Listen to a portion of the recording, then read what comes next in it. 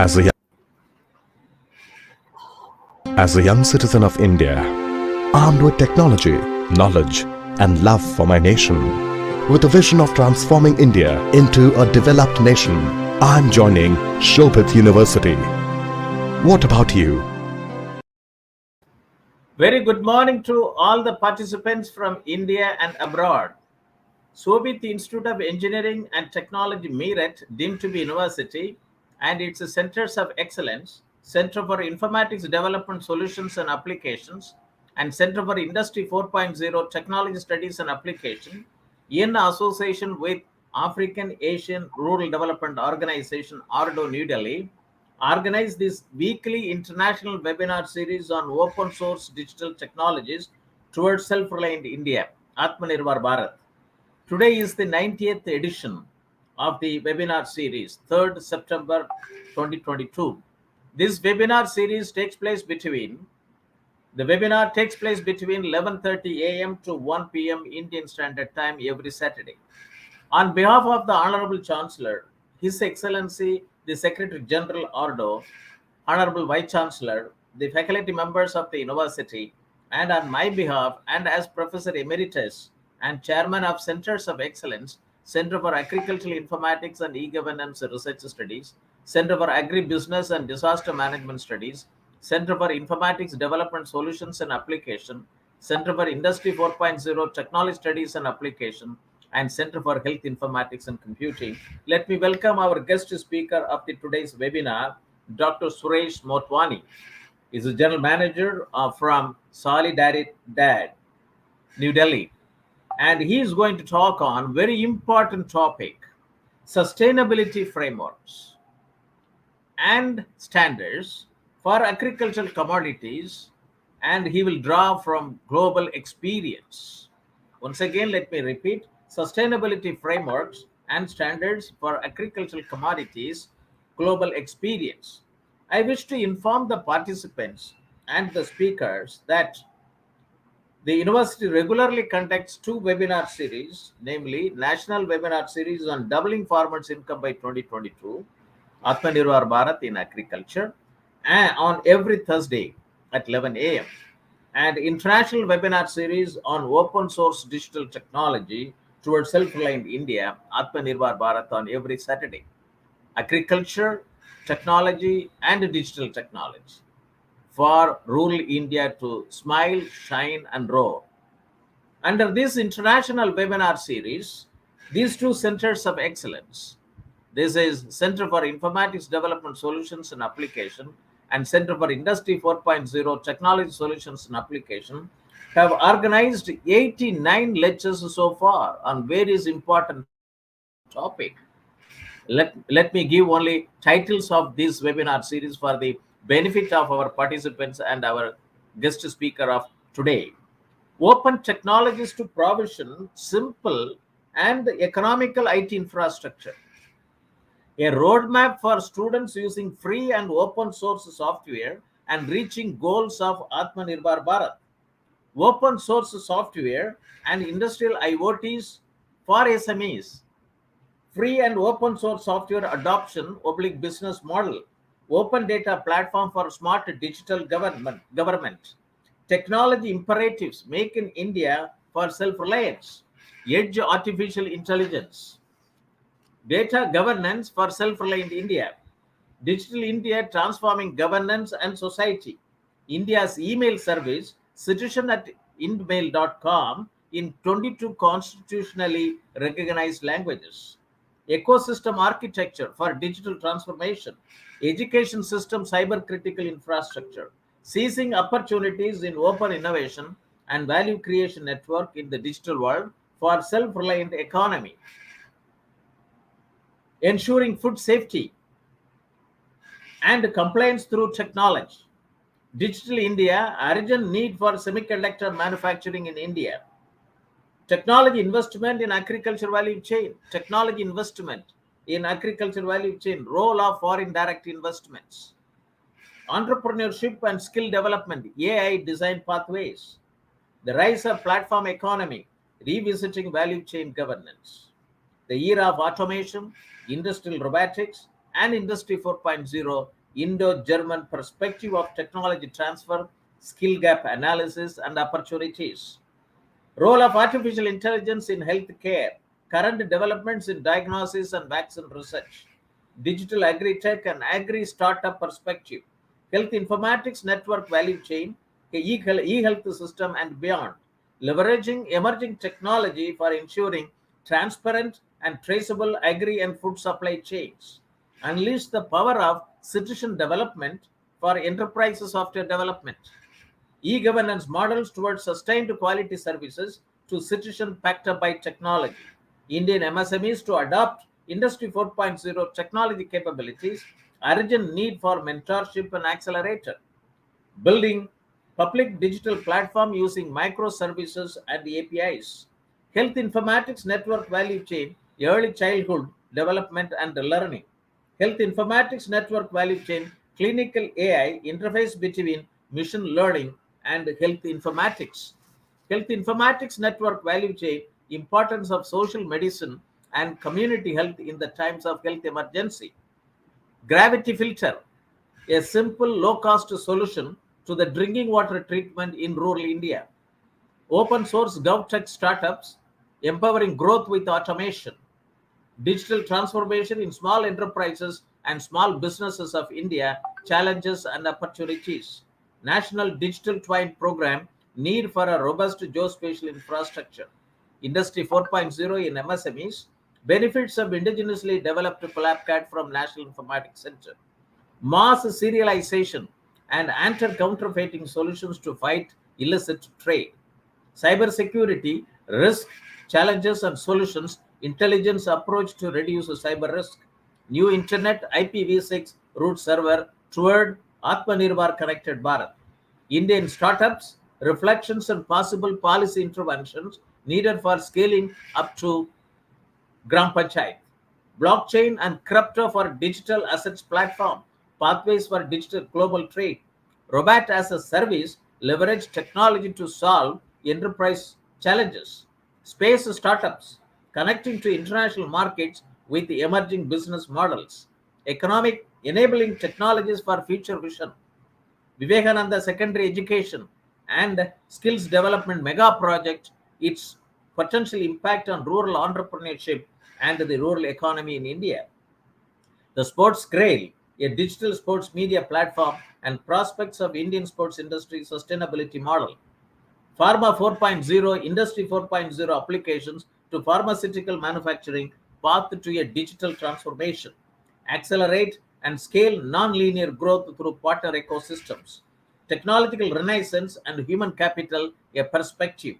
Health informatics network value chain, medical outreach challenges and potential. Beyond COVID-19, revisiting, revitalizing micro and small enterprises, project management essentials, launchpad for future CEOs and startup founders. Beyond. Society 5.0, a new society beyond Industry 4.0 and post-COVID-19. Soviet village, the smart village, oblique community, African ICT, oblique IoT lessons. Digital economy, ways and means to protect and empower self-reliance. Pragmatic ways for Atmanirbhar Bharat, democratization of essential services by using sustainable energy as a catalyst, transforming India through relevant education and vocational training, digital technology in simplifying citizen life, online learning during the pandemic and its future, smart microeconomic zone, pathway for small self-reliance at village level, Atmanirbhar village, crime prediction support systems, knowledge management for development partnership to achieve the sustainable development goals of the UN and implementing the Agenda 2030. Millet value chain from IoT to blockchain, a traceability roadmap. Aspirational district program in left-wing extremism associated affected district, a successful model of data-driven governance. Digital agriculture supply chain and trading hub, a geo-economic perspective. Market-driven agriculture, need for development of crop-specific strategies at block level. An open agri network to unlock the $1 trillion plus potential of India's agriculture with smallholder farmers, developing rural entrepreneurship to ensure doubling of farmers' income, leveraging the power of convergence through connecting the dots, agri startups, agripreneurs, and rural innovators. Agronomy plus AI is equal to precision farming, doubling farmers' income, imperatives of plant health informatics network, developing commercial breadfruit value chain to help farmers reach high value markets, commodity value chain creation through agri network and agri AI, farm to plate, a one-stop agri-tech platform to simplify supply chain and e-commerce needs of food and perishable commodities, health informatics network value chain, national animal disease reporting system NADRS 2012 and beyond, AI and metaverse, frontiers in workspace, coconut value chain, challenges transforming into opportunities, coffee informatics value chain, facilitating smallholder coffee farmers into business, health informatics network value chain, beyond building of one health ecosystem, role of digital architecture, diversification of fish and fisheries resource management and its challenges in Bangladesh, data mining on digital agriculture, drone technology ecosystems, empowering smallholder farmers in India, fisheries informatics network value chain, business plan for fisheries cooperatives to attract investors, fisheries informatics network value chain, business plan for fisheries cooperatives to attract investors, making urbanization work for poor through new technologies, disruptive technologies in precision agriculture, strategy for total development of local areas, TODALA, digital economy, ways and means to protect and empower for self-reliance. And today is the 90th edition and of this very important webinar series. We'll have the talk by Dr. Suresh Motwani, General Manager, Solidaridad, New Delhi, on a very important topic, sustainability frameworks and standards for agriculture commodities global experience. Atmanirbhar Bharat is road ahead. It is the vision of our Honorable Prime Minister, Shri Narendra Modi, of making India a self-reliant nation rested on 5 I's: intent, investment, inclusion, infrastructure, and innovation, based on 5 pillars: quantum jump in economy, infrastructure, one that represents modern India, systems, 21st century technology driven, vibrant demography, and demand whereby the strength of our demand and supply chain should be utilized to full capacity. Digital India program, it aims to transform India into a knowledge-based economy and a digitally empowered society. And digital world, the rise of platform economy, it is emerging, and digital ecosystems are essential for digital transformation in the digital world, and digital ecosystems are essential in the agriculture sector to bring in informatics-led development to the 85% plus, smallholder farmers in India. There are 10 emerging technologies. They are making a real impact: artificial intelligence, 5G, IoT, serverless computing, biometrics, virtual reality, augmented reality, blockchain, robotics, natural language processing, and quantum computing. As far as India is concerned, we have 3 frameworks, ecosystems: Society 5.0, Industry 4.0, and Agriculture 4.0. Society 5.0 has been visioned by Japan. Industry 4.0 framework has given to the whole world by Germany. And it is our responsibility to give an Agriculture 4.0 and Agriculture 5.0 to the whole world. We have 127 agroclimatic zones and then more than 450 agriculture commodities. And we can really bring it out. And more than 85% of the operational holders are small and marginal category. So if we can't give Agriculture 4.0, who else can give it? And India has got Amrit Call led up to 100. next 25 years perspective plan, and that also is having vision complementing the macroeconomic level growth, focus with a microeconomic level all inclusive welfare focus, promoting digital economy and fintech, technology enabled development, energy transition, and climate action, and relying on virtuous virtuous cycle starting from private investment with the public capital investment helping to crowd in private investment. And a blueprint for Amrit Call has also have been laid out, which is futuristic and inclusive. This will directly benefit our youth, our women, our scheduled caste community, and scheduled tribe community. And also talks about big public investment for modern infrastructure, rating India at 100, that is at 2047. And I also would like to quote our Honorable Prime Minister, what he said on 15th August 2022, 76th Independence Day. He named 5 pillars for India's development, 5 pledges for 2047, Panch Prong, goal of developed India, and then remove any trace of colonial mindset, take pride in our roots, unity, and sense of duty among the citizens. This is very important. And we have a sustainability framework in the name of Sustainable Development Goals of UN and the Agenda 2030, which is aimed at giving the future we want. And it has got 17 goals and 169 targets to be achieved. Sustainability framework. It is well defined. How we talk about it, how we try to operationalize it, how we would like to see its inroad into every aspect of our economic growth, development, sustainable growth at the grassroots level. One has to look back and see it. That's why today's topic is very important. That he is going to talk on only on with respect to agriculture commodities with the global experience. Disruptive technologies in precision agriculture. That also is making a very important inroad.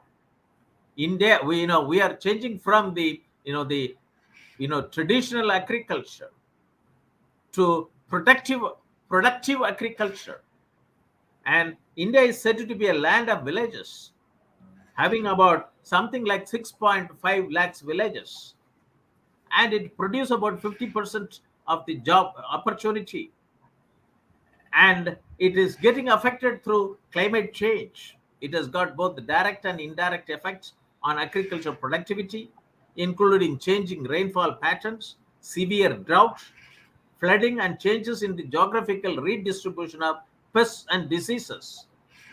Farmers of India are facing multidimensional problems, namely price fluctuation, debt, and lack of infrastructure and weather. Do you have an appropriate infrastructure with respect to for adopting, or utilizing the sustainable framework and the standards for agricultural commodities with respect to sanitary and phytosanitary conditions to be fulfilled for our agricultural exportable commodities?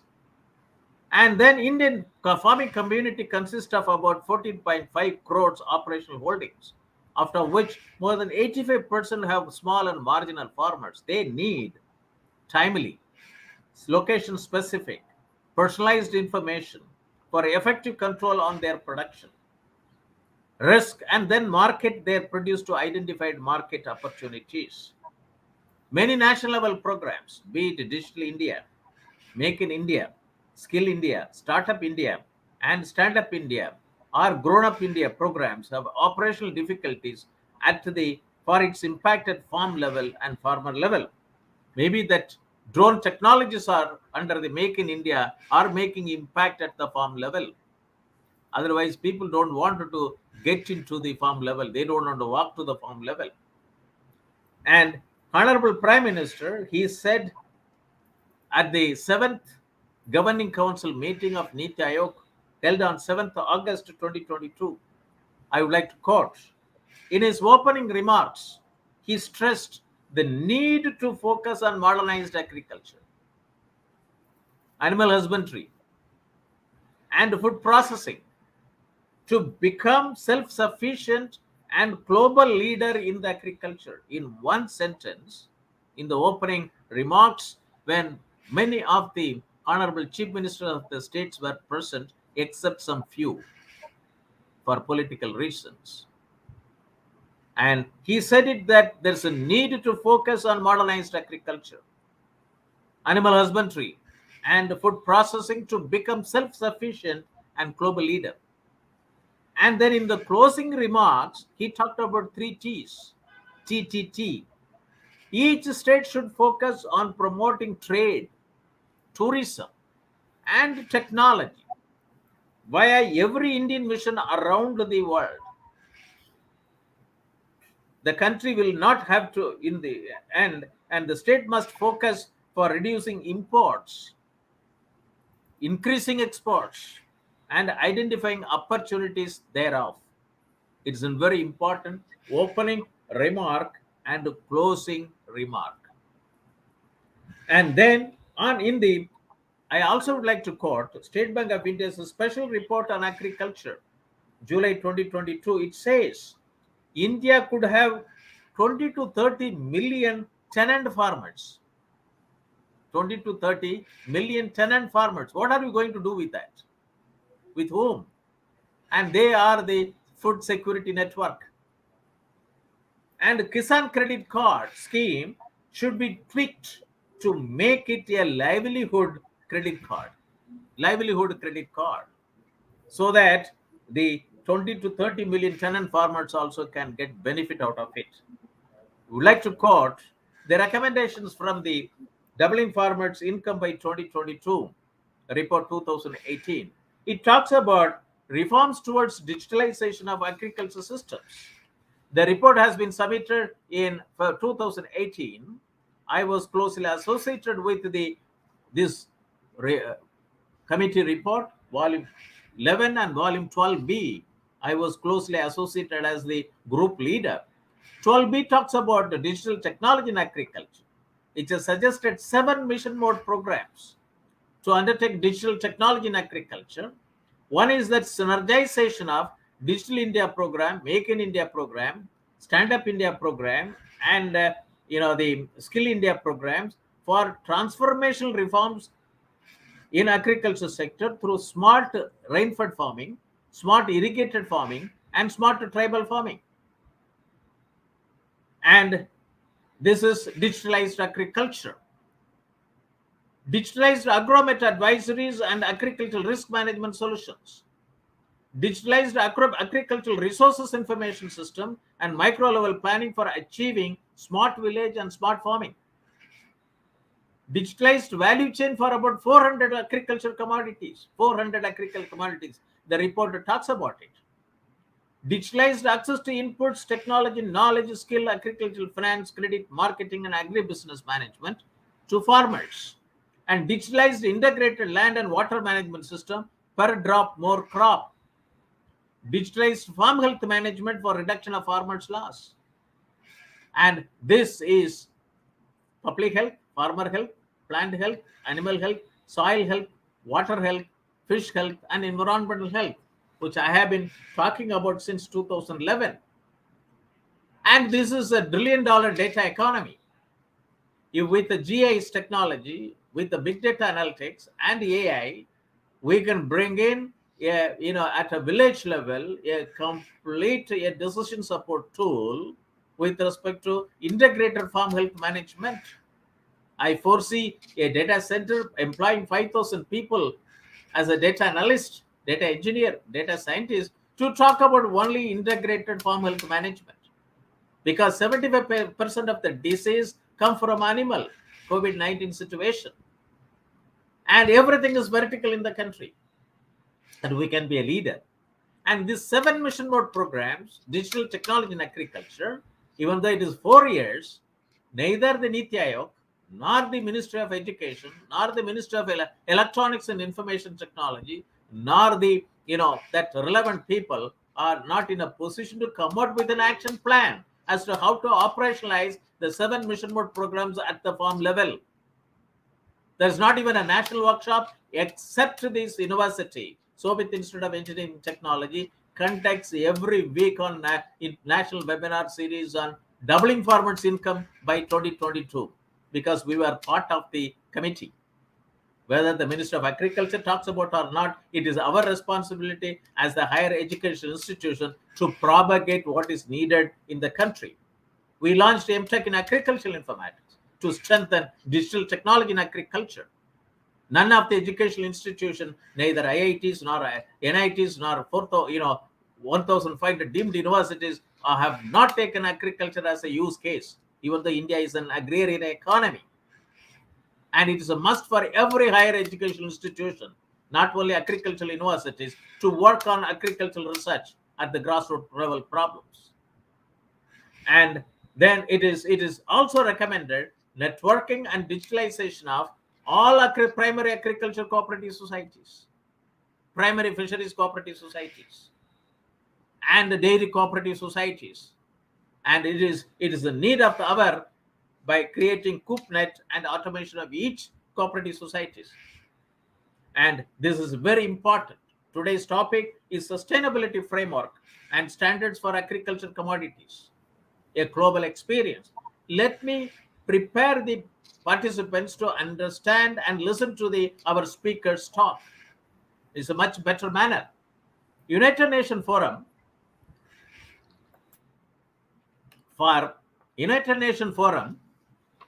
on Sustainability Standards, UNFSS, which is coordinated by a steering committee of United Nations agencies, FAO, ITC, UNCTAD, UN Environment, and UNIDO.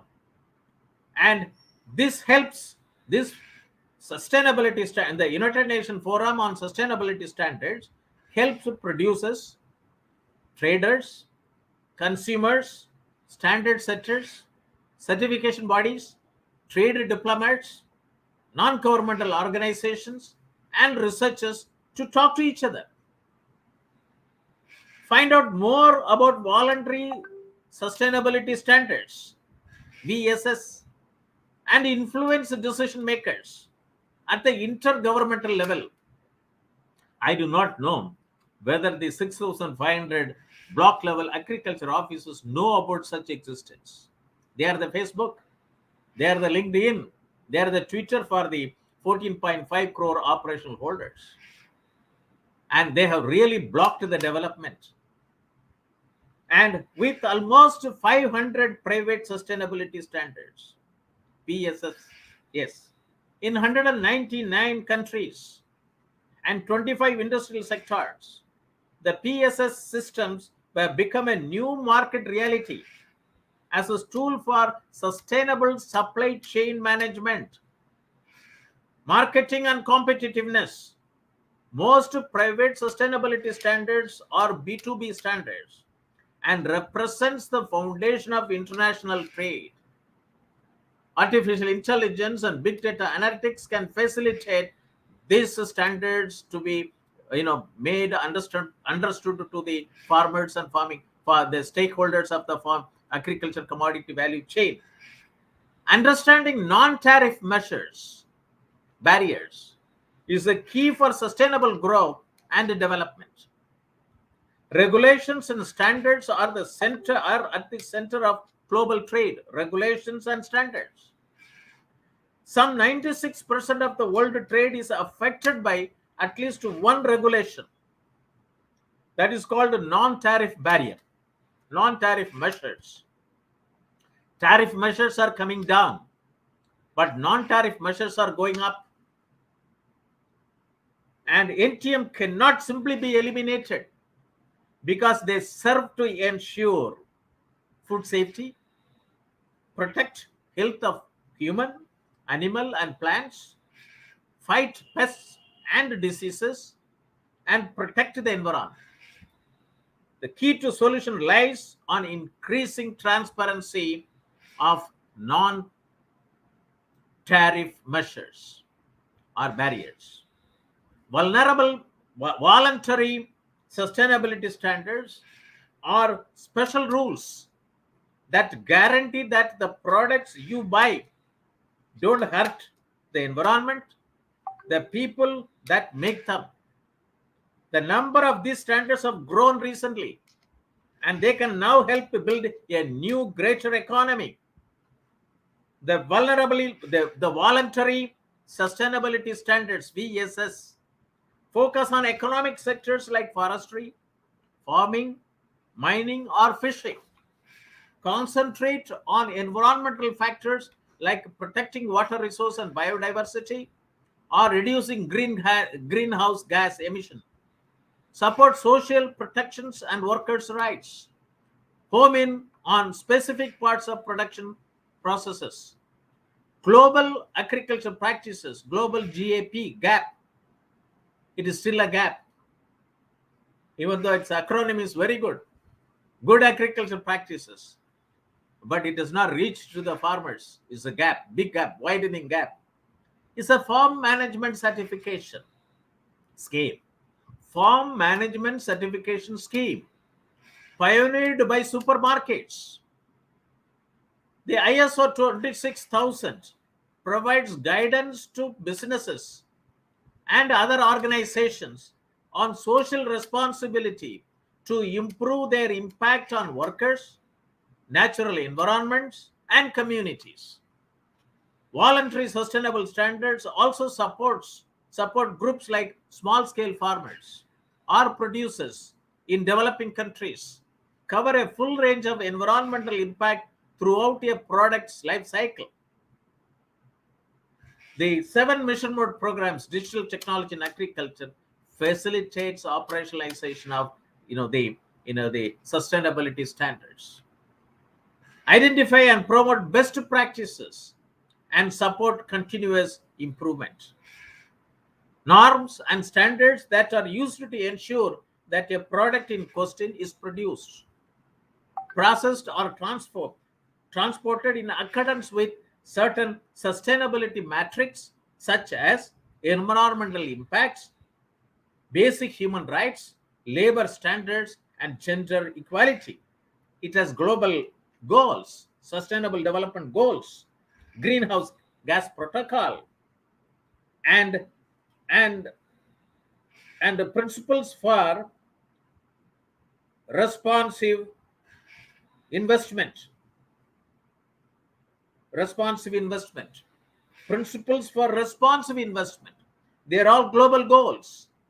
And we have reporting frameworks, many number of reporting frameworks, and then regulations, global regulations and national regulations. This has to be understood, those who are involved in farming activity. And there are sustainability components. Business sustainability, for which ISO standards, related ISO standards are ISO 9001, ISO 31000, ISO 31010, ISO Guide 73, environmental sustainability, ISO 14001, and social responsibility, ISO 26000. And this is very important. There are 3 pillars of sustainable investing: environmental, social responsible, and governance. Environmental, social responsible, and governance. You have standards, you have voluntary standards, you have private standards, and private sustainability standards. Sustainability standards and certifications are voluntary guidelines used by producers, manufacturers, traders, retailers, and service providers to demonstrate their commitment to good environmental, social, ethical, and safety practices. There are over 400 such standards across the world. Attempts to address the problems caused by the multiplicity of certification initiatives led to the launch of the State of Sustainability initiatives. the State of Sustainability Initiative project, facilitated by United Nations Conference on Trade and Development UNCTAD and the International Institute of Sustainable Development IISD under the auspices of the Sustainable Commodity Initiative. This is from the Wikipedia. Maximizing sustainable agri-food supply chain opportunities to redress COVID-19 in developing countries. This is a report of UNCTAD published in 2020. Maximizing sustainable agri-food supply chain opportunities to redress COVID-19. Voluntary sustainability standards are widely used today to govern environmental, social, and ethical issues in global supply chain. Today, there are over 270 VSS available in the market. Even then, different reports talk about different numbers with respect to VSS. Agriculture is the sector most covered by VSS. And today, many food industries are putting certification schemes at the center of their sustainability approaches. Food Trust stamp is one among them. How to facilitate sustainable agri-food value chain, aligning national goals to the Sustainable Development Goals, leveraging sustainability standards as a common trade tool. Leveraging sustainability standards as a common trade tool, linking social protection in agriculture settings in order to support farmers, linking social protection in agriculture settings in order to support farmers, harmonize global coordination along supply chain, develop local sustainability capacity building programs. It's very important. India National Platform on Private Sustainability Standards. India's National Platform on Private Sustainability Standards has been initiated under the secretarial oversight of Quality Council of India to facilitate dialogue between core public and private stakeholders on how to maximize the sustainable development benefits and market access opportunities of private sustainability standards, while addressing potential challenges and cost of private sustainability standards, in particular for small-scale producers. Sustainability standards and the Sustainable Development Goals. One powerful strategy that can accelerate change across the value chain, be it globally, be it in India, is the use of sustainability standards. The difference between frameworks, disclosures, certifications, and assessments should be understood. Sustainability Food Value Chain Knowledge Platform. It has been created by FAO. It defines a food value chain consists of stakeholders who participate in the coordinated production and value-adding services that are needed to make food products. A sustainable food value chain is a food value chain that is profitable throughout all of its stages. Means it should have a built-in economic sustainability, has broad-based benefits for society, social sustainability, and has a positive or neutral impact on the natural environment, means environmental sustainability. How connected agriculture value chain can pave the way for an Atmanirbhar farming sector. How connected agriculture value chain, doubling farmers' income committee report recommends 400 agriculture commodity value chain. So how connected agriculture value chain can pave way for an Atmanirbhar farming sector. It is important to understand how digitalization will be key to enable an Atmanirbhar agrarian economy. It means that it needs 2.25 lakh agri-tech startup, one per each Gram Panchayat in the country to help 14.5 crores operational holders. And why creating connected agriculture value chain is an immediate priority for the nation. I have been voicing through every weekly webinar series that India needs to have one agri-tech startup in every Gram Panchayat. Unfortunately, we have only about 700 Karishi Vigyan Kendras not even one per each district. We have got of more than 750 districts. The priority of a self-reliant India should be a self-reliant farming sector. Self-reliant India should be a self-reliant farming sector, connecting all stakeholders with an agriculture value chain would be a step towards the goal of making India agriculturally self-reliant. I am very happy that this has been published on February 13, 2021. I don't know whether many of the policy makers, both in central government and state governments, have understood why we must listen to the farmers. Another article published on 21st January 2021. Agriculture cannot be viewed as farming alone. It must be viewed as a holistic agriculture value chain system, which includes farming, which includes aggregating, which includes processing, which includes retailing.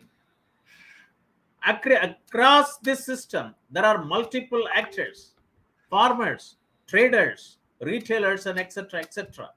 Variables, climate, market price, and so on, and institution, seed, fertilizer, and other input companies, regulatory bodies, and so on are involved, resulting in a dynamic relationship between and within these groups.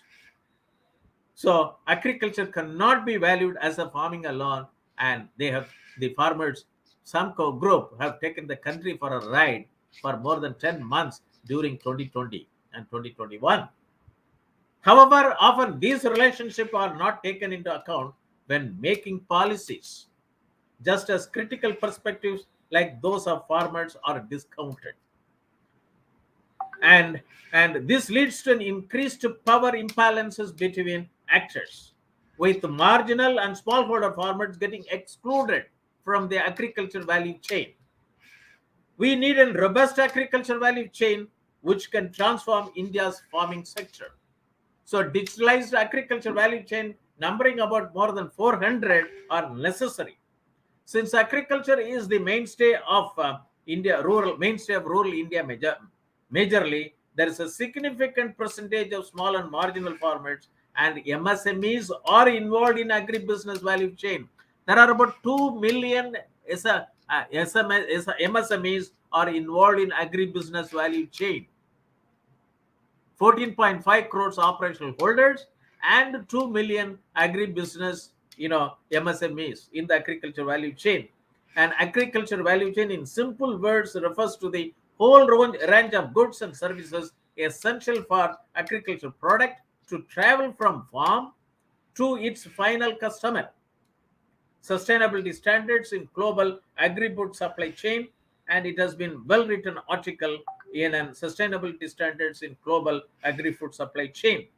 It talks about agri-food supply chain contributed to many environmental and social problems. Sustainability standards, rules that supply chain actors may follow to demonstrate their commitment to social equity and environmental protection, aim to mitigate such environmental and social problems. Agriculture value chain in India, which should ensure competitiveness, inclusiveness, sustainability, scalability, and improved finance. And it's very important. And then also let me quote some of the good agriculture practices as defined by FAO are a collection of principles to apply for on-farm production and post-production process, resulting in safe and healthy food and non-food agriculture products while taking into account economic, social, and environmental sustainability. While Global GAP, an international certification scheme, is available through NAB-CB, a constituent board of quality control of India, and with the National Accreditation Board, is authorized to provide accreditation for Global GAP. India GAP was tailor-made to suit the needs of small and marginal farmers who form the majority in India, allowing them to move up to the international GAP in a phased manner. India Gap have been designed to have two levels: India Gap Basic for small and marginal farmers, and India Gap Premium for the bigger farmers and large farmers. A recommendation has been presented to the PM at the National Conference on Agriculture 2022, doubling farmers' income to promote global agricultural practices. There is a need to benchmark in gap and with the global gap so as to bring down the cost by 40%.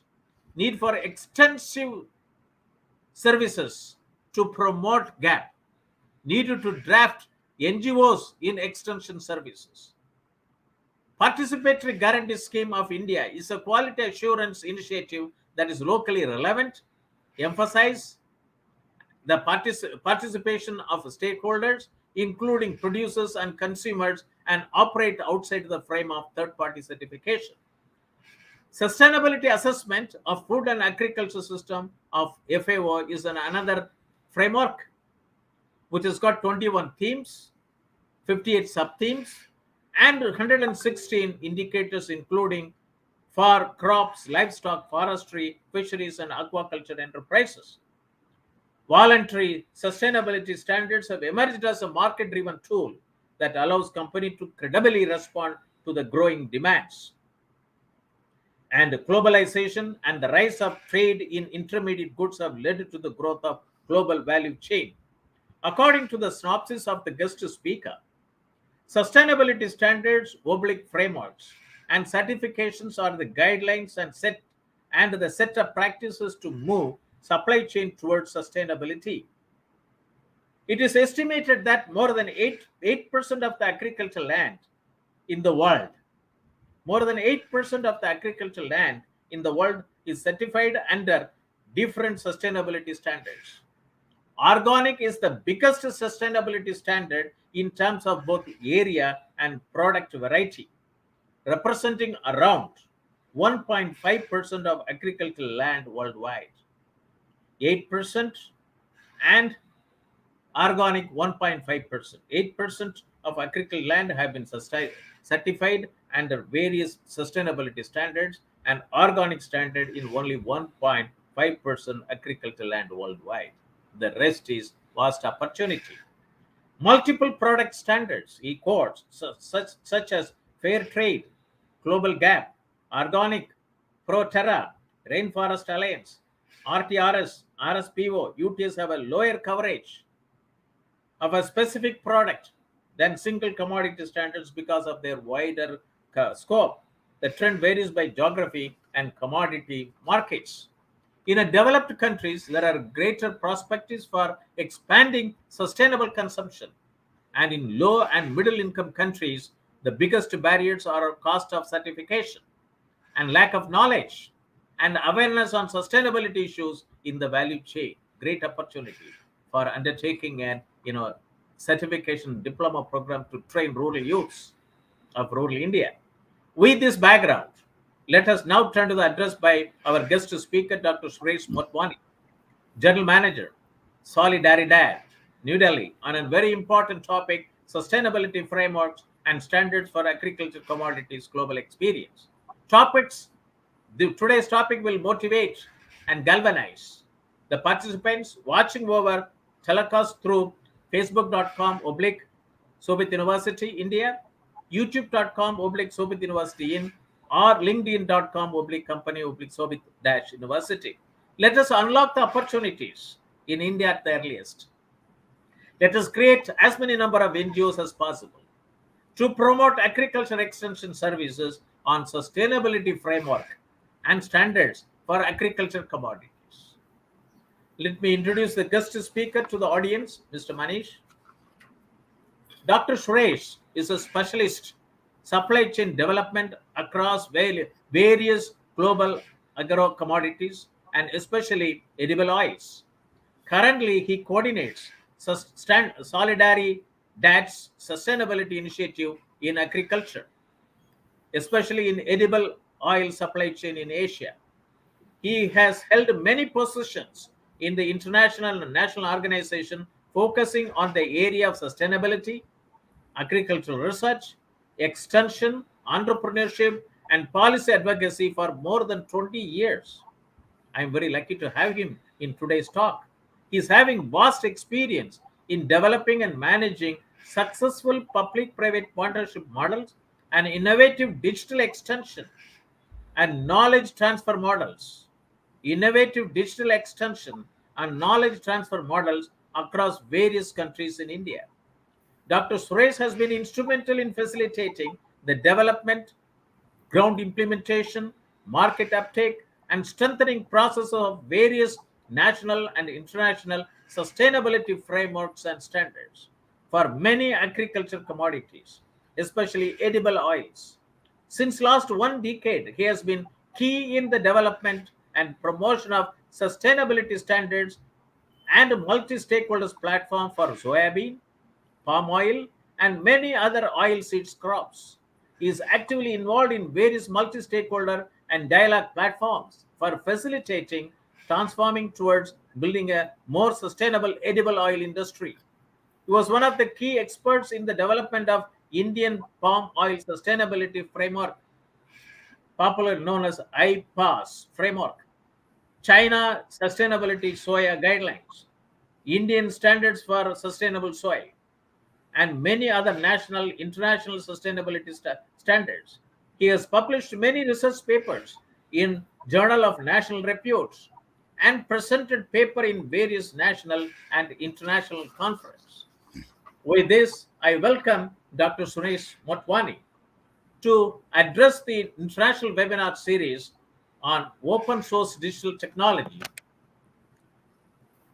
towards self-reliant India, Atmanirbhar Bharat, in its 90th edition to talk on very important topic, sustainability framework on standards for agriculture commodities global experience.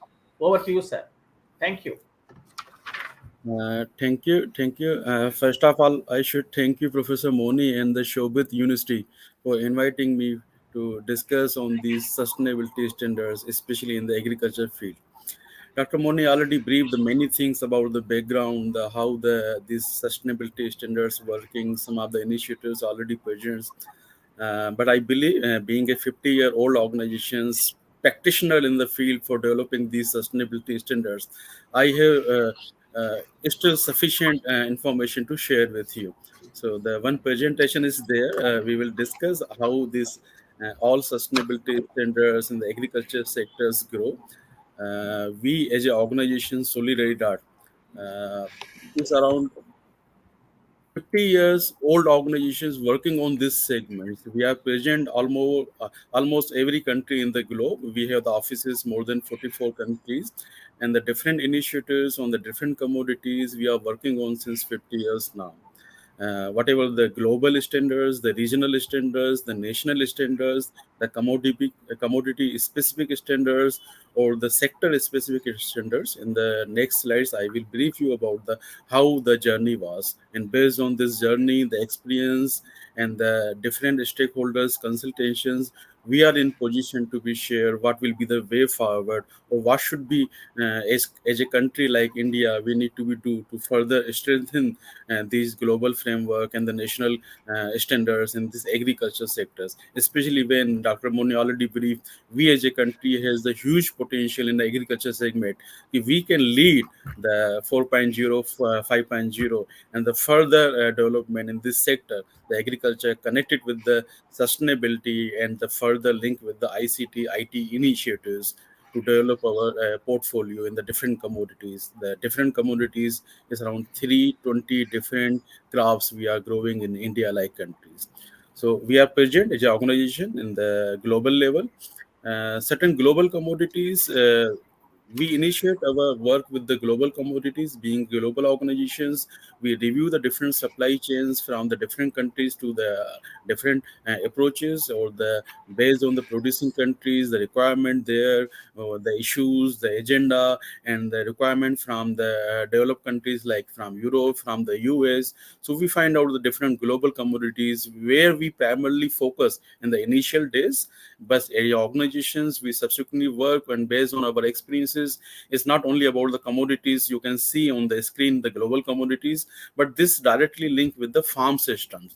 When we say we work on the soybean, so it's automatically believed to be work on the soy farming systems, where the other crops like the vegetables, the wheat, the chickpea is a part of these all sustainability parameters and standards. So this was the journey when we initiate with the global commodities. As an organization, we were the core founder for the different initial standards. You might be some people already aware of how sustainability standards grow subsequently during the 1980s, when the different discussions was going on to certify certain parameters which can be further support the smallholders or the producers to be grow their different agriculture commodities in the certain requirement way or the certain expectation from the consumer countries also. That was a time when the Solidaridad set up this makes Hawala standards is subsequently converted in the fair trade. Fair trade is one of the very known standards we directly connected with the market. So as organizations, we have the four pyramid strategy where we work with the consumers, we work with the companies, businesses, we work with the producers, the farmers who grow these commodities in their field, and also the governments who can be ultimately support these all initiatives. So we believe, based on our experiences, market can motivate, enhance the requirement of the sustainability guidelines or the criteria.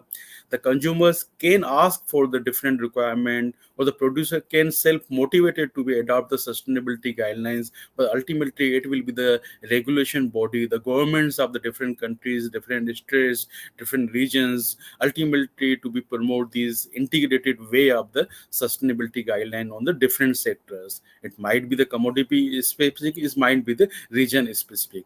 So this is our strategy when we say we work with the consumers, we develop the fair trade guidelines. When we work with the direct companies, we have the different standards I will show in the coming slides. Then we work with the different roundtables, including the different sectorial partners, the NGOs, the businesses, the federations. So we develop the different roundtables. Now this is the fourth era, basically what we are working on. Okay, based on our experiences, when we promote international standards, the global requirements, the consumer requirements, the enhanced policies through the government, in the end we found this will be the way forward, where the different governments need to be come across on the table to define, design, and regularize these all sustainability standards. It might be in the line with the global requirement, it may be in line with the regional requirement, where the lot of the people still need to be fulfill their food security experts. So these all things need to be go together. I will brief further on the coming slides. Fair trade, basically, we known as the founder of the fair trade. So as a Solidaridad, we are proud, we are the part of these all sustainability movements globally going on now in this era, when we are in the these type of discussions, when we initiated this initiatives, basically. So we were the few organizations who work on this segment. Now I can say we are proud to be part of this type of seminar or the workshop where we are invited to be share our experiences in these segments.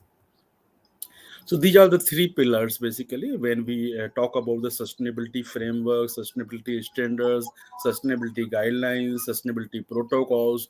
So we should address these three Hello. basic pillars. It need to be have the proper systems where the producers should have the decent work and the incomes. The producers who grow the different agriculture commodities, they should get the proper income from their cultivation practices, from their farms, and also they have the good living structures also. This is the one of the prime component of the sustainability.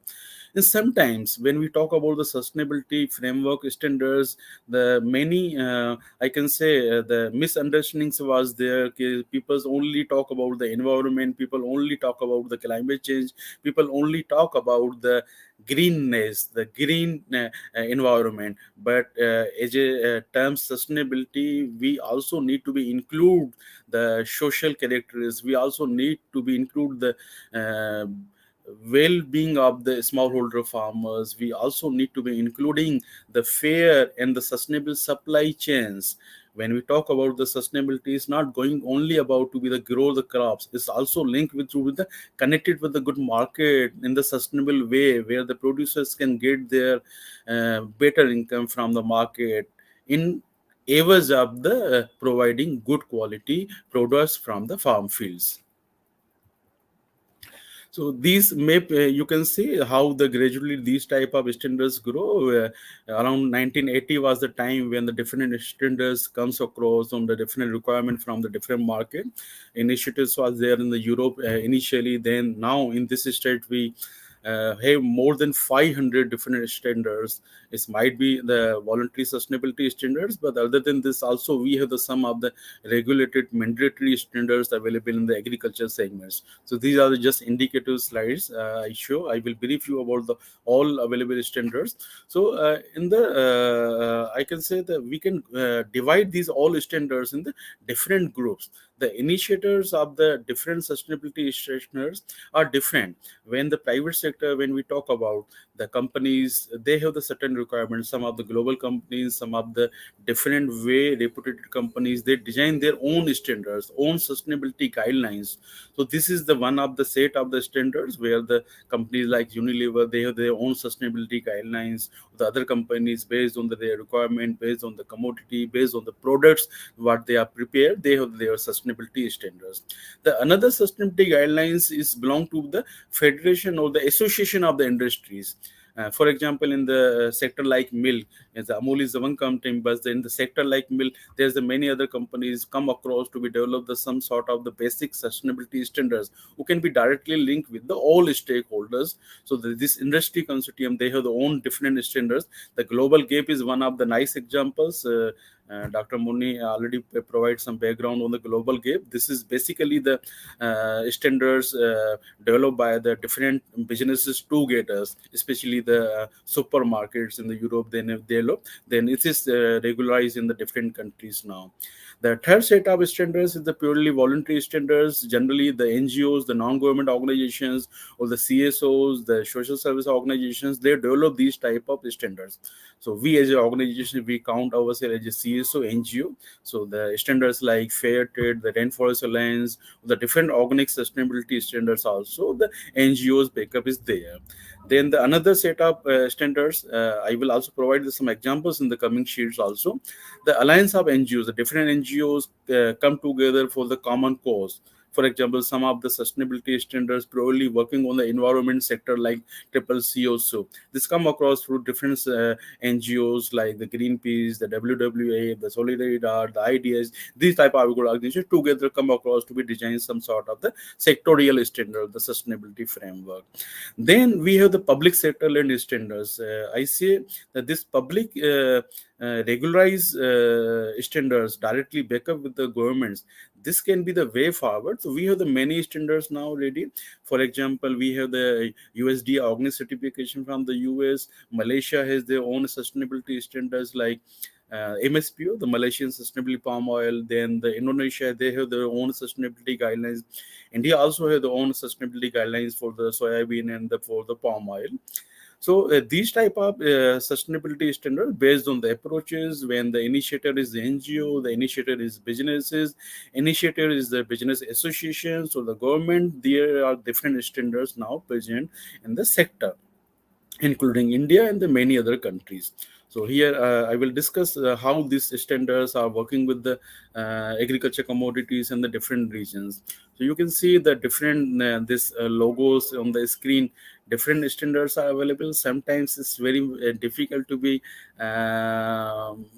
finalize the standards, in which standards you are going to be go with. For example, when farmer like soybean farmers, if they are growing the soybean in their farmers, they have the different choices. They may have to be asked to adopt the RTRS guidelines, the route table for responsible soya. They might be asked to adopt the Proterra guidelines for the non-GM soya. They might be asked to be adopt the USDA or the European organic certification guidelines for the organic soybean. They might be asked for the adopt the ISSS framework, the Indian sustainability soy standards. So these type of things I will discuss in the coming slides. Basically, when we have the different type of standards, different type of frameworks, there is the challenge. There is the challenge to be how the adaptability of these all standards going to be materialized in the long-term sustainability of the farming systems. It's not only about the market requirement. It's not only about to be follow the particular standards in the requirement. So it's not only about to be fulfill the requirement from the consumers. It's also to be sustain the commodities producers in the different regions by fulfilling their basic needs, the food security, the income, the livelihood, their social benefits. These all need to be come together. So my request would be, when we talk about the sustainability standards or framework on the agriculture sectors, we have to be integrated our approaches when we finalize the different standards to adopt in our commodity systems, the supply chains. We need to be address the integrated sustainability guidelines, which we'll discuss further. Dr. Moni already indicate is about the sustainable development goals. So we have to be including these sustainability development goals to be integrated part of the sustainability framework, which we need to be follow based on the market, based on our interest, based on the government regulations, but the things should be there. So this is an example. When I talking about these issues or these slides, this is purely the experiences from the Solidaridad. We are practically working on these all standards in the field. We have the different standards for the soybean, palm oil, tea. You can see from the screen. I will provide also some detailed guidelines on these all standards in the coming slides. But in the brief, I can say the different commodities requirement for the sustainability standards might be differ from region to region. When we are going to be market our produce in the European market, there may be the certain other different requirement. If we are going to be sell our product in the Asian market, there will be the different requirement. So as a producer of the agriculture commodity, as a I can say as a district, as a state, as a country of the agriculture segments, we need to be finalize, identify, and adopt the appropriate standards. It's not only about to be adopt the standards, it's also need to be sustained the behind protocol, the sustainability pillars, the well-being of the consumers, well-being of the producers, and well-being of the sustainable supply chains. So this should be factorial analysis when we adopt these all standards. So for this part, I do not see that there will be much time to be. I can brief you about the whole day. We have the certain limited time, but I will brief about what is the requirement should be there for the particular standard. So then maybe based on the all participant interest or the interest from Dr. Moni is there, the huge experiences they already have. Shobhit University might be required to be organized certain different. I can say the chain of these type of webinars to be designed or the discuss on the particular segment of the agriculture framework.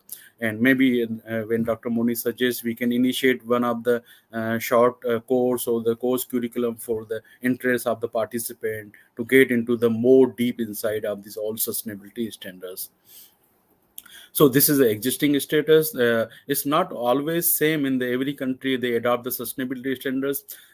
We are aware based on our practical scenario, and these all standards require some extra efforts to be followed in the field.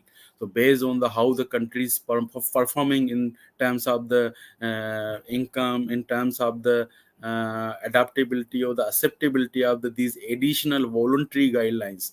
People are not habitual to be adopt the voluntary guidelines as simple. The government regulations is still difficult to be adopt in the general segments, but the voluntary is needs certain side of the motivation or the certain type of the special enforcement to be adopt. So the countries are in the different segment. European countries, they have the good standards. They have the consumer markets available. Some of the producer countries on the different global commodities like Malaysia or Indonesia, they have the down on good status of the certified they're producing commodities. India also in the good shape when we follow the organic certification guidelines. They are the huge agriculture commodities of the land already certified under these standards, but there is a still gap we need to be discussed on. So these are the sustainability goal what we discuss. They can be directly linked with these all agriculture segments. Whether the goal one, no poverty, so is that is the sustainability pillar. When we work with the good practices, farmers can increase their productions, they can increase their income. So there will be the goal one to no poverty. This is one of the component.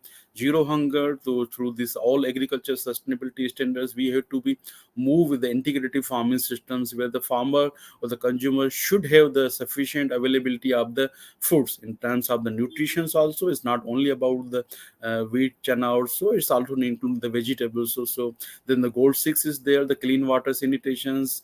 This is already connected with the agriculture supply chains, or the affordable or the clean energies, when the people, the farmer community use the different options available for the agriculture practices. So these all sustainability standards basically in the agriculture segment, they have the huge scope to address at least the 10 out of the 17 sustainable development goals. Based on the commodity or the based on the farm systems we are working on, these goals, the sustainable development easily can be achievable. And we are experiences with the many these type of standards where the peoples or the farming community benefited through achieving these type of goals. As organizations, we are the initiator of different global standards and the national standards. This is the just of the examples on the slides. We are the initiator of the sustainability framework for the tea sector and the oil palm sector or the soybean sector. We also work on the castor guidelines. We have developed the standard for the castor farming also. Core is the example of our work on the mineral sector also, though I do not focus on the core or the other mineral standards. I am focused here for the agriculture commodities. And my role also within the organization, being a certified agronomist, is more about to be discussed or develop or the execute the standards relate with the agriculture commodities and the agriculture area. Trinity is one of the standards, is a national standard for India, is very much adaptable by the communities in the tea growing areas, is government linked standards where the Indian Tea Association or the Quality Control Council of India, they are the part of these developments, and as a federation, as a association to be work on these all issues. So smallholder farmers very much connected with these standards. One can want to be see the detailed impact how this sustainability standards going on the small community or the farmers there in the Assam or Arunachal Pradesh or the southern part of India where the tea is growing is available. One can visit our website also to find out the more detail on website. So this also linked with the digital platforms. All of the sustainability initiatives we are working on, they have the different digital platforms. We call this a solid trace model, where all these sustainability standards connected with the solid trace systems. The each and every the commodity farmers or the area or the location or the geographical linkages are certified under any standards. They can be easily traceable through the solid trace model what we develop as organizations.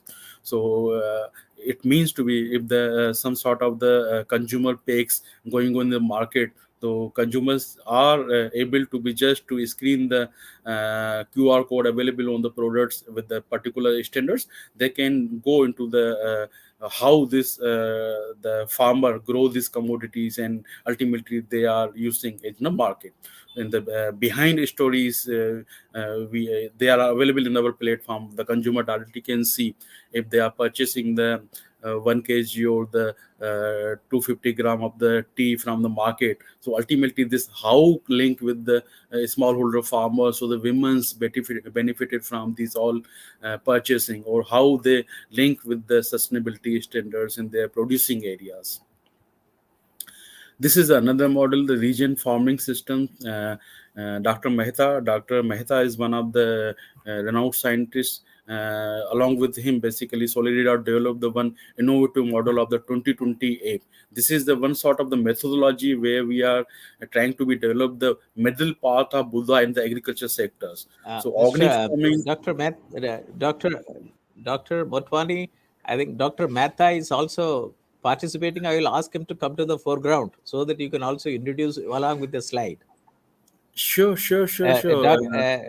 Mr. Manish, can you make Dr. Mehta to come online?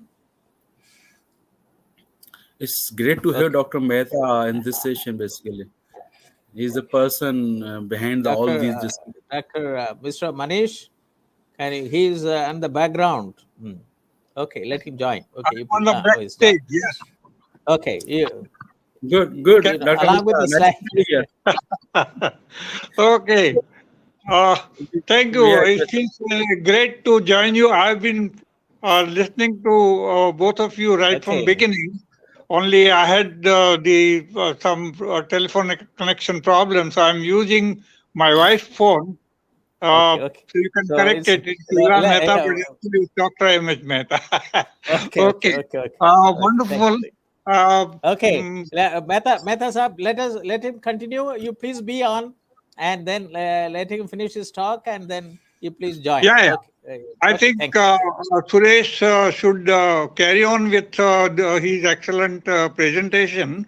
All I just wanted to say was the interrelation between these two things, a model of transformation which has been demonstrated and then has been put on the digital platform, which can reach even the smallest.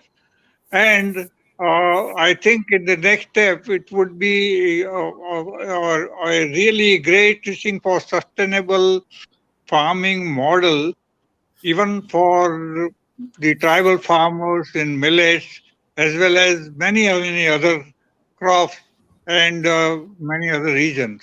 So, with that, I am very happy to congratulate and I request Suresh to continue with his excellent presentation.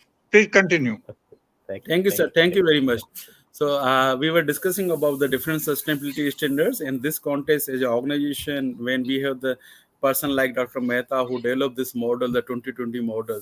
So basically, this is the middle part of the Buddha. When the one side, the peoples or the consumers require the non-chemical produce always, but it's not a very easy for the all farmers to grow these all agriculture commodities nowadays without any chemicals. So this middle part can suggest how the producers, the commodity producers or the farmers can grow their produce with the minimum use of the chemicals and the maximum use of the raw material they have from their field in terms of the organic farming system, and also to prepare their own biological products to be used in their farming system. So we developed this tool as the part of the sustainability initiatives where the digital platform is ready. This tool essentially say okay, farmers can change their practices, their conventional practices from chemical to non-chemical farming system, where this tool can support the what are the different options available to be replace the different chemicals they use nowadays in their farming system. For example, they use any chemical fertilizer like urea, DAP, MOP. So this tool can suggest them if you want to be replace the 50 kg of the urea with the available other resources or the farm produce. So you can do so on the different methodologies, different sort of the practices are there. This through this tool they can understand. So this is the tool can be used for the different commodities. It's not only about the one single commodity. Farmers, whatever they grow, soybean, wheat, sugarcane, cotton, or the other vegetables, they can use this tool. They can find the expert guidelines on this tool whenever they want to be discuss any additional questions. This tool has facility to be asked the expert are ready to be solve the any query or the some problems coming from the farmers. So this is one of the initiatives what we discussed. I must say, this is one of the initiative. Not only as organizations, we believe this could be the way forward for the Indian farming systems, where the lot of the resources available on the ground, on the rural areas, they can be converted through providing the different input requirement. It's about the circular economy we are discussing, where the farmers whatever need for their crop growing they can find there within the territory, within the village, or the not far away from the different countries. So this is the way forward. The detailing will be available. So this is one of the another example, the oil palm framework. We work with the different sectorial organizations like the Solvent Extraction Association of India. This is a premium organizations including 500 plus different members who grow processing and the brand on the edible oils. The refineries are including. So we together with the blessing of the government institutions like Indian Institute of Palm Oil, we have now this IPOS framework ready. The IPOS is the sustainability framework to adopt in the palm oil plantations in the trade systems. We all are aware how we are deficient in the requirement of the edible oil. Basically, around 70% of the our requirement of the edible oil is comes through the other countries. We are the net importer of the edible oil, is the second most important, basically the sector where the lot of the foreign currency going on. So we need this type of framework to be including when we have the different, I can say the motto, the prime minister vision to be self-sustainability, the Atmanirbhar Bharat. Then we also need to be adopt these sustainability guidelines to be have the long-term sustainability to maintain the Atmanirbharta. So this is one of the initiatives where the different businesses are already part of this initiative. Godrej is the first certified company with the adoption of this palm oil sustainability standard. They have the certificate with them. Similarly, we have the sustainability standard for the soybean. The SOPA is one of the prime nodal agency for India in the soybean sector. Along with the SOPA, the Indian Institute of the Soybean Research, we developed these sustainability guidelines for the soybean. Now, people are adopting these sustainability guidelines around, I can say, 70,000 farmers, smallholder farmers. Now, they are practicing with these all practices under the ISSS. So not only India, since this presentation I am talking about the international experiences, we also have the same type of different philosophies. Even recently, we developed the China Sustainable Framework for the soybean there. Just the indicative examples of what is going on. So it's not only about the India. As organizations, we are linked with the different governments in the Asia globally to support them to design their own sustainability guidelines. Global guidelines are available. The global gap like certificate or the different commodity certificates are available. Now it's time to be design the local requirement, the regional requirement, the national requirements. So sustainability essentially need to be linked with the requirement on the social benefit, requirement on the food security, requirement to be sustained, not only the sustainable agriculture, also sustain the farmers, the producers, their practices, their social cultures. This is part of the sustainability framework. So this is the initiatives. Core, I will not talk more about. This is the industrial standards we develop along with some companies. This is the CIDSA framework we develop with the initiatives of the some global companies and the Indian companies. The CIDSA farming systems. Now, this is one type of the first standards dealing with the CIDSA sustainable guidelines. So the previous slides of the discussion, I narrate about the requirement, how these sustainability standards are Just built. can you just to show the previous slide that you just Sure, quickly. the CIDSA, yeah. So yeah, you are mute, Professor Moni. Would you like to be comment on? No, can you explain slightly more? So basically, as organizations, we are working with the different partners, different organizations to be design the different sustainability standards. This is the success code we call the success. This is the sustainability standard for the tester production. Tester, you might be know the India is one of the prime country who grow the tester globally. Around 70-75% of the total tester grow in the India only. So being a major producing countries for the tester crop, we have certain requirement or the certain I can say the responsibility to the these caster farmers should have the adaptable farmers for the sustainability guidelines. This is the one part. Also, the around 80-90% of our all caster in the different farms exported to the other countries. So other countries like from the different players from the Europe, they have certain requirement on the sustainability criteria. So this is the one of the initiatives where with the Giant Agro, with the Akarma, with the BASP like companies, Solidaridad support to develop this sustainability framework adaptable by the Indian caster farmers and the trade system. So this is just the example I put based on the time available. Otherwise, many things we can No, discuss. no, it's you have time. You have enough time. You have Ah, enough time. Please carry on. good. So I Yeah. would like to put more time on these two slides actually. So we are aware about the different sustainability initiatives. Now people are very well versed since 40 years now. People at least know some sort of the standards they need to be follow. Whatever they are going to be purchased from the market, whatever they are going to be processed as a company, as a business, or whatever they guy not to grow in the field of the farmers. Maybe there the education gap may be there, the understanding gap may be there, but here I want to be discuss some fundamental reasoning. Basically, being a practitioner since 20 years as an individual or as an organization 50 or more plus years, we find out some of the things we need to be addressed, the key challenges what we are discussing.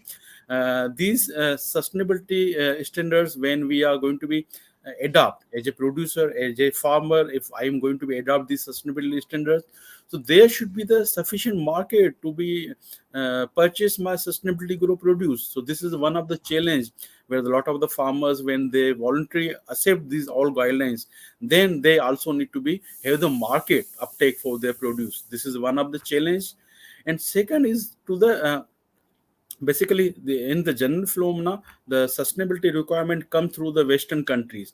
People think basically if they are going to be send their produce to the other countries, they might be required to follow the sustainability guidelines. This one another challenge we need to be mitigate. Basically the sustainability is not only about to be export their commodity or the produce to the market, it's also to be maintain their sustainable farming livelihood, the social behavior, social requirements, and also to be maintain the supply chain. You can see, you can experience this in India also, in the edible oil sector, particular for the soybean. I don't know, maybe some of the soya stakeholder could be there in this platform to listen me. But the 70% of the potential, the processing potential, the companies, the factories, they are unutilized. They do not find the raw material to run their factories throughout the year.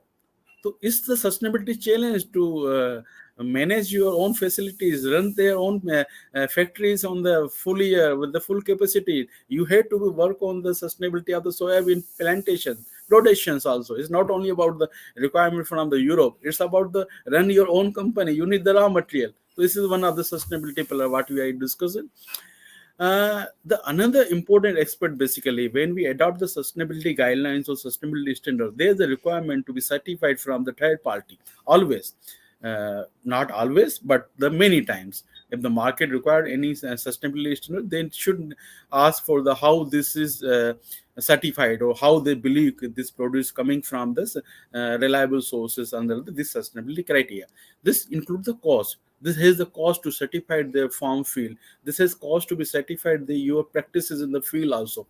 And also the companies who are selling the certified products in the market, they need to certify their facilities also. So this is the third challenge where the cost is involved to be adopt the sustainability guidelines.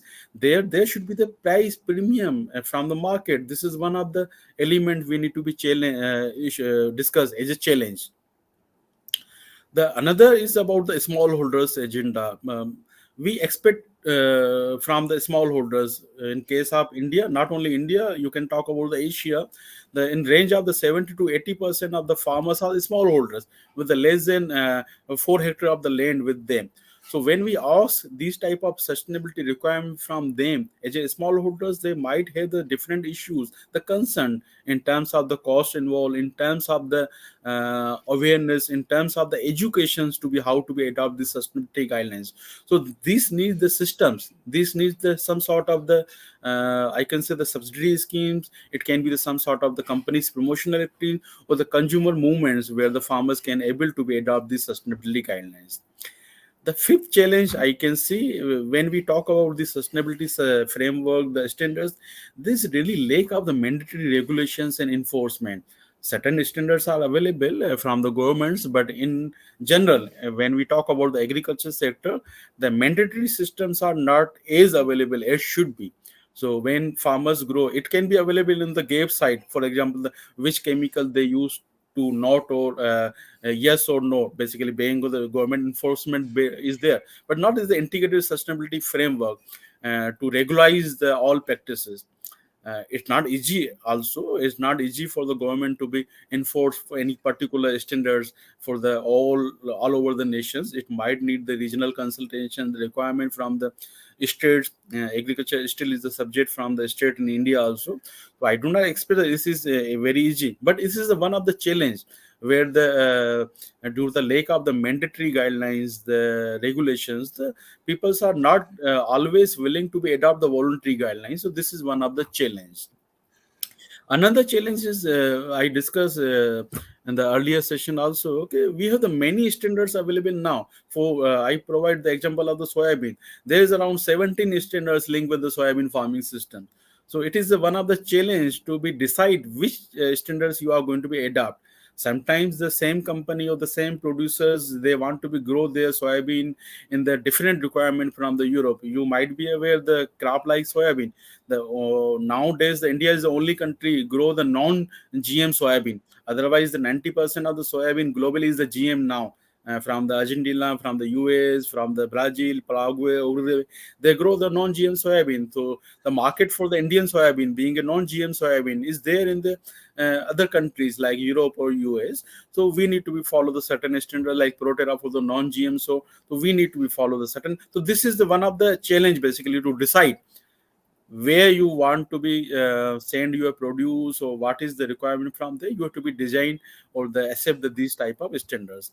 The another issue I can see, I think Dr. Moni already indicated, with a lot of the farmers are the tenant. Lot of the farmers, they grow in the field. They are not the owner of the land. They just the tenant. They have the contract farming through the major farmers also. How this sustainability standard, when the farmers are leasing land to grow the any commodity for 3 years or 5 years agreement. So what will be the sustainability of the practices they are going to be adopt? As a person, if I have the limited ownership for the next 3 years only to utilize the lands available, so my aim can be to grow whatever as many as crop I can grow from the particular field. So adopt the sustainability guidelines on the longer term. This is one of the challenge to ask the person who have the one-time contract for the 1 year with the owner of the land, and we ask them to be no. You might be have the less produce this year. You will be grow your produce by coming years by adoption of the organic practices. So this is one of the challenge. Traceability solution is one of the challenge. As an organization we are working on, lot of the people's already experiences how the things are going on in the market. A lot of the commodities who supposed to be certified by the organic certification agency, now they are losing their market in the Europe. Certain case are there in the case of India also. The certain commodity is organic certified, they are there in Europe, and they find out the some chemicals available there is the certified organic produce. So we really need to be have the traceability systems in place where the all these certification agencies or the standards can be fulfill the actual requirement in the real time. It's not only about to be have the certificate to sell their sustainability produce, but it's also the traceable to be adopt the 100% requirement to adopt the certification standards also. So this is the last slide. As an organization, we have the certain recommendations based on our experiences, this know-how, working with the different stakeholders, the challenges what we discuss. We need to have the smart mix of these type of standards. Is voluntary sustainability standards may motivate, may create the ecosystem where the these requirement can be understandable from the consumers, from the association, from the producers also. But we need the smart mix with the regulations available from the government, from the different I can say the businesses also. If the any business are strict to be follow the certain guidelines, they can be regularize their supply chains from the farmers also. And second is to be the is need to be part of the policies. Voluntary standards is okay, but when as a government we are going to be achieve the sustainable development goals, so these all sustainability standards and the agriculture community also need to be linked with the policies. When we say farmers to adopt the farming practices without any chemical applications, so we have to be provide the certain available requirement, non-chemical availability also in terms of the organic fertilizer, organic pesticide also. So farmers can be converted to adopt the sustainability requirements. So policy level interventions should be there to be adopt the sustainability standards. And the another recommendation I can say, the we need to be focused on the smallholders agenda. We are aware the 70-80% of the agriculture commodities grow by the smallholders in our country, in Asia also. These also standards also need to be created based on these realities. We need to be support the smallholders for adaptation of these all sustainability requirement in the initial years at least. So this is one of the suggestion to be develop these standards based on the smallholders agenda. I also already mentioned about the regulatory standards. We need to be grow with the regulations. start with the voluntary standards, but these standards need to be regularized from the different mechanisms from the governments also. Then the fifth important recommendation what we are going to be provide, the lot of the standards available for the particular commodity. I provide the example for the soy. We need to be endorsement mechanism. We need to be recognized with the mutual standards. So in this case, for example, if the one standards already gets certified by the one of the producer group, so the other equivalent standards should be automatically certified. The farmer should not need to be pay the different certification agency to be certified their produce for the different standards. Moreover, the sustainability guidelines you can compare based on the expertise knowledge. Many people can compare the around 60 to 70% of the requirement of the different segment of the sustainability in the different pillars. Whatever the eco environment, whatever the social, whatever the legal, what is the productivity requirement, 70% of these guidelines are somehow linked with each other. So we need to be create the mechanism, the model, the methodology where the different standards can endorse each other, and based on their equivalent guidelines. No? So farmers or the producer, they do not need to be certified multi times by providing the multiple fees to the different certification agencies. Then about the traceability, what we discussed, the traceability is one of the requirement, and we need to be create the scalable models. We need to be create the market where the peoples, the consumers, the businesses, they can ask to the producer to adopt these type of sustainability guidelines standards, so they can be benefited through their income, benefited through the good practices, productivity, income enhancements. So this is the ecosystem we need to be create. Now we have the many standards available in the market. We have the government ready to be adopt the different standards on the government level. I already the Professor Moni provide the example about the Indian systems, how we are linked into the. We are hopeful these all agriculture standards, the framework can be work on the adaptive way. As a country, India, we need to be lead by examples. Thank you very much. This is the brief presentation, but Professor Moni, I will be available if any sort of the questions or discussions required further. Thank you. Just 1 minute. Just it's just yeah. Thank you very much, uh, Dr. Suresh Motwani ji, and it is a very wonderful presentation talk. I think I am very happy that in a short span of time, I requested you to participate, and you also, with your vast experience, and you are one of the certified agronomists, were able to bring out a real value chain in this, talk.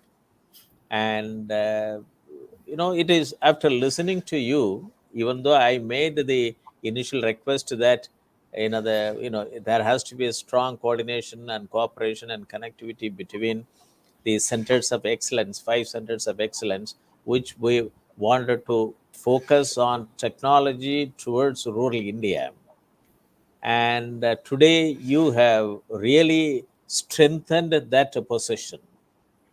And you talked about 7 recommendations, and the government wants to double the agricultural exports, and we have more than 400 commodities, and most of the agricultural commodities are not chemically intensive, and it is all in natural farming or organic farming. And it can have, if appropriate certification, and this can have a big market opportunities and market value realization for Indian commodities, provided they say, the all the farming communities, small holders are also made aware that you produce what the market wants it, and you produce what the people would like to eat. And I also, lot of startups are coming up. They conduct a survey of producers and the survey of consumers, and then their startups are doing what the consumer wants, and then they have a co-create solutions with the smallholder farmers. They may not be in a position to go for a lab test and so on and so forth, and application of all standards and everything. So the middle level startups are essential, tech startups. Youngsters are doing it, they would like to do it. That's why in the beginning itself I said that the country needs one agri-tech startup familiar with all aspects for both promoting agricultural export both in India as well as abroad, national trade and global trade. And even if you would like to buy, see, for example, if you want to buy a shoe, you go to a showroom. Even in India, even a smallholder farmer, if you wanted to buy a shoe, or if you want to buy a bike, or if you want to buy a cycle, he go to a showroom. It tests the capability, quality, and so on and so forth. But, and if you want to buy a fish, you can buy the fish on the roadside, which we are supposed to eat, which gives our say nutritional security. But to buy a shoe which we want to wear on the feet, we go to the Bata showroom. So this has to be changed. And this, that all agriculture commodity and food systems need to have the same standard of, modern showroom at, capability. So it has to build it up from the farm level onwards. You can't buy a fish on the roadside because you have to eat. And that's what it was brought out in one of the webinar series that, a professor from fisheries science from Karnataka, animal husbandry fisheries science, he brought it very nicely, Professor Mahara, very nicely brought it out. So today also he talked about very, very meaningful manner that how the standards are important. And agricultural commodity, how you are with global experience, how you work in a company Solidaridad, and how they are involved in creating standards and work and making it as a national standards and global standards and so on and so forth. And why can't we do it? India is not a new developing.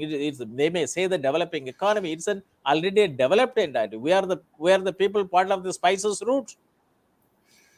And we were exporting silk from India from so many centuries back.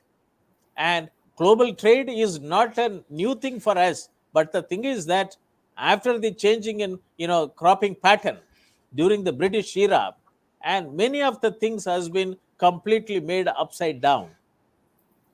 And good practices have been given a toss. And I think today you talked about very nicely, Dr. Suresh Motwani. I'm very much thankful to you, and also brought it very nicely that this is your standard of Soli 2020. I have been talking with Dr. Mehta. He is my well-wisher, Padma Shri Dr. Mehta, former Vice Chancellor Gujarat Agriculture University, and this is eco-agriculture revolution has to take place. And this is scale neutral. The thing is that it can be applied on a marginal farming marginal holder or a small holder. And this 2020 it is very important model has to be operational, which you have taken a leading step to create a solid 2020 model. It's very important. And I'm very happy about that, your interest to join with us and to undertake certification diploma courses to train our rural youths. India is a country where farmers need not be a poor people. They need not live farming, and it can give more employment opportunity than IT sector. And even now it is 50% it gives it, but with secondary agriculture and tertiary agriculture, and it can get into 10 times of income revolution. And that is, it's important, provided we follow all methods of traceability, where where it is grown, who is growing, and all those traceability is very important. And today you have technology and IoT based technology. That's why the Doubling Farmers Income Committee report talks about, Dr. Ashok Dalwai Committee. It is a transformational recommendation. Adoption of digital technology in 7 mission mode programs. You don't need to have any other committee. You have to bring in action plans. Tell government intention to operationalize it through and facilitate to 2.25 lakh agri-tech startup for 1 per each gram panchayat. Why this 2.25 lakh gram panchayat? Because the government has got a mission to establish a high-speed internet connectivity under the label Bharat Net. So dedicate BharatNet for as a digital network for farmers, 14.5 crore farmers, so that all the stakeholders will utilize BharatNet to bring in value, in an open innovation and value creation network for our, for rural India to shine and smile and roar. And if you want, if I can quote what the former chairman of Hindustan Unilever said it in 2012, their stakeholders meeting, annual general body meeting, he said that rural India can give $1.8 trillion to the existing GDP if technology is adopted, if rural management is done properly. We don't need social entrepreneurs. We have to have a real development, sustainable development.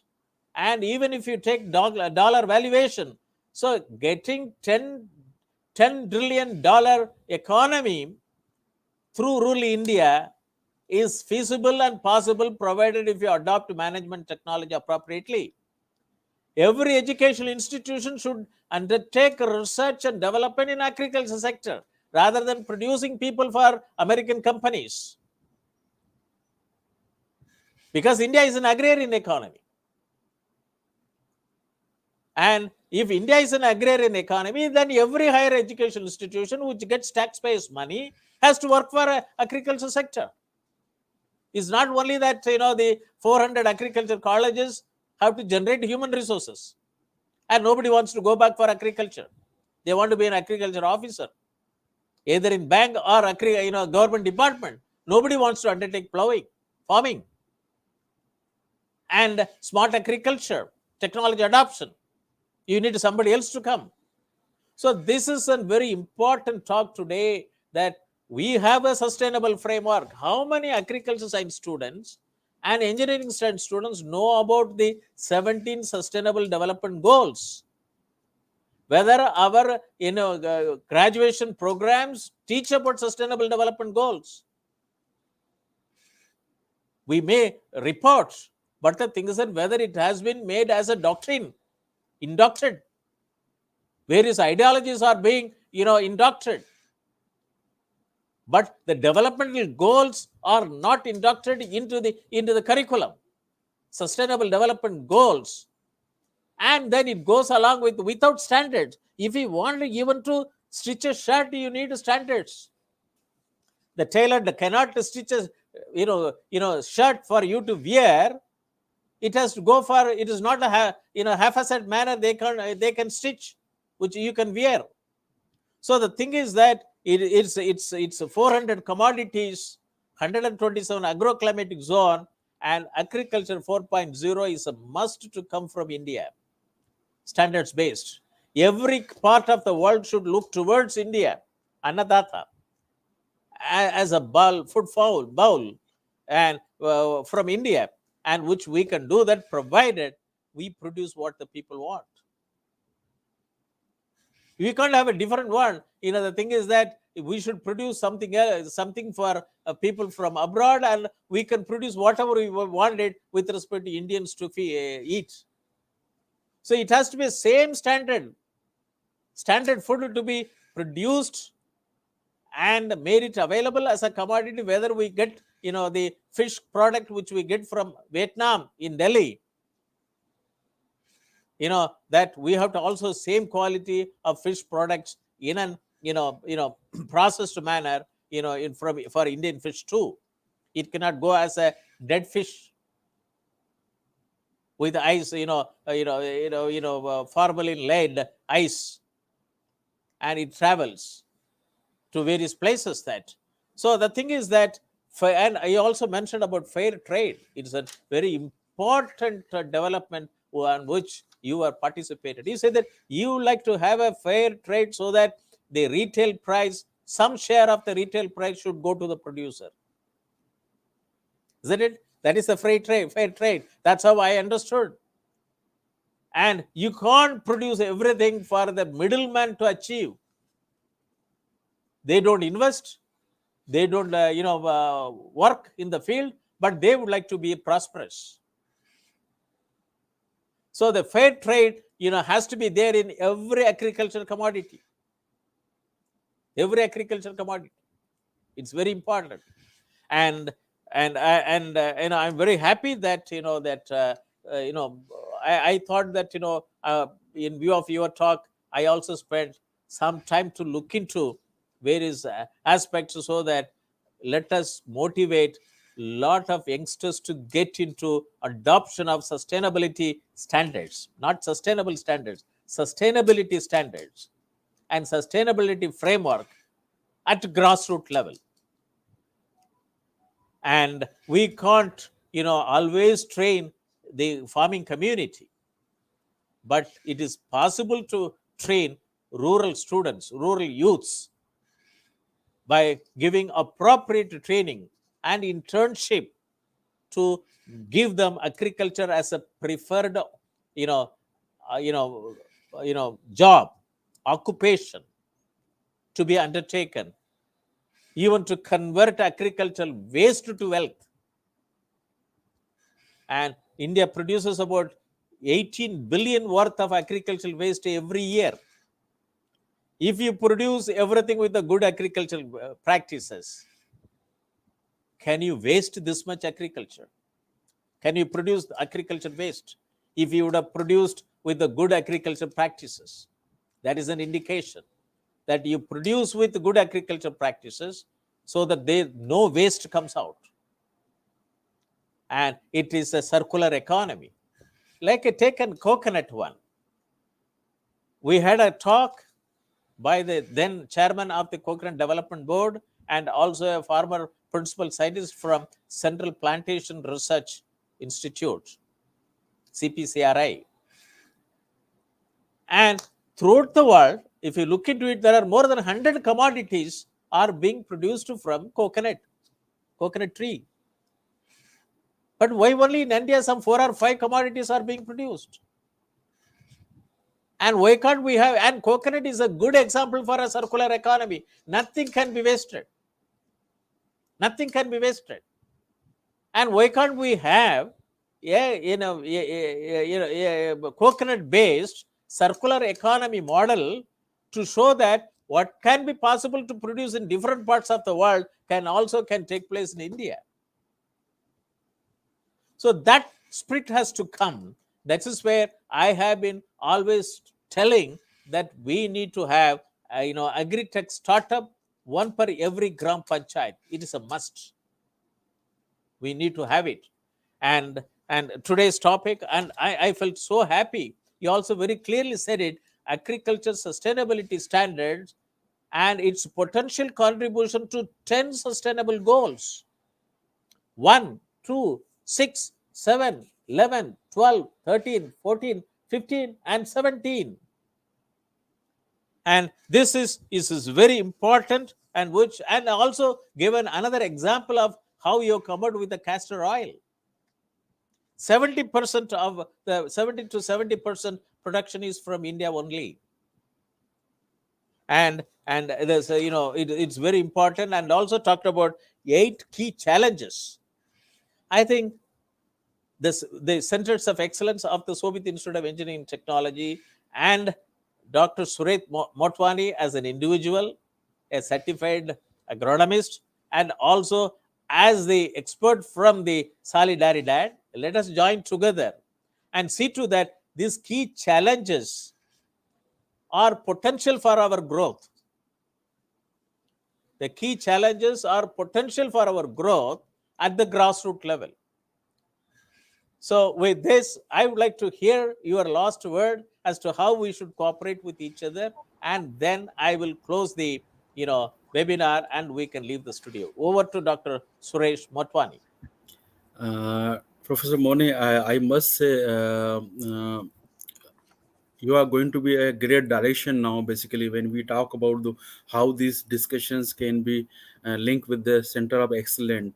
So I think people like me and the organization like us always will be happy to be support these all initiatives. We really need to be work more closely to be motivate the peoples around. It's not only about the consumers who are going to be asked about the sustainability guidelines. The now the scenario, the whenever there's some consumer countries like from European country, they ask for the particular standards. Peoples are moving on to be adopt the sustainability guidelines. But this is the through these all discussions of the center of excellence discussion, peoples like us can be move the movement. We need the sustainability framework standards to be adopted in our day-to-day life. Is the agriculture scenario we are talking about? The as a farmer, I need to be adopt the sustainability guidelines. It's not about to the market going to be asked me to be adopt the sustainability guidelines. It's up to be the our need. Farmers need to be adopt, the industry, businesses, the processors, they need to be create the sustainable eco environment by adopting these all sustainability standards. So from my side, on behalf of my organizations, we always will be there to be support these all initiatives and contribute whoever we can with the good way, and we will. Thank you. You are mute, I think, Dr. Moni. Yeah. I would like to thank the participants, both from India and abroad, and I would like to thank, from my bottom of my heart, Dr. Suresh Motwani, and also for the priest, Dr. Mehta, for his brief, appearance on the screen, and Honorable Chancellor and His Excellency Ardo, Honorable Vice Chancellor, and the faculty members for helping me to host this international webinar series on open source digital technologies for self-reliant India, and every Saturday. And today is the 90th edition, and which generates a lot of interest, a lot of ideas, a lot of opportunities, a lot of open innovations, a lot of facilities for co-creating network, value creation network, to facilitate in solving the problems of grassroots level. That is our farming sector, and how to create agriculture value chain through good agriculture practices. Today is a very important topic. I have been talking about sustainable development goals and also various aspects that, but today we combined together sustainability framework and sustainability standards for agriculture commodities, global experience. Not only Dr. Suresh Motwani talked about global experience, but he also talked about what they are doing, even though they are present in 40 countries, but they are doing in India for its own development and so on and so forth. And thank you very much, and let us join together through a memorandum of understanding, and let us, my immediate requirement will be that with your vast experience, how to create a 3-month course with credits, because under the new education policy, that can create a credit which the students can carry, the people can carry from one institute to another institute. And there are a lot of engineering students, a lot of agricultural science graduates, non-engineering postgraduate students. They're all there outside the campus. COVID-19 situation has given a big lesson. They have gone back to the villages. They have land. They can contribute with a vast experience, provided we given opportunities. Let us convert all the challenges and threats as a potential and opportunities for us. And this is a right, because for any building to raise, you have to have a foundation, which may not be visible, which is below the ground. All the standards and frameworks are available. and is lying down and gathering dust, and we have to dust it off, and then we have to put it straight so that people can build up their framework, their adaptability model over these frameworks and standards. So thank you very much, and let our journey continue from today onwards. Thank you very much. Thank you. Thank you, sir. Thank you. We leave the studio. Sure.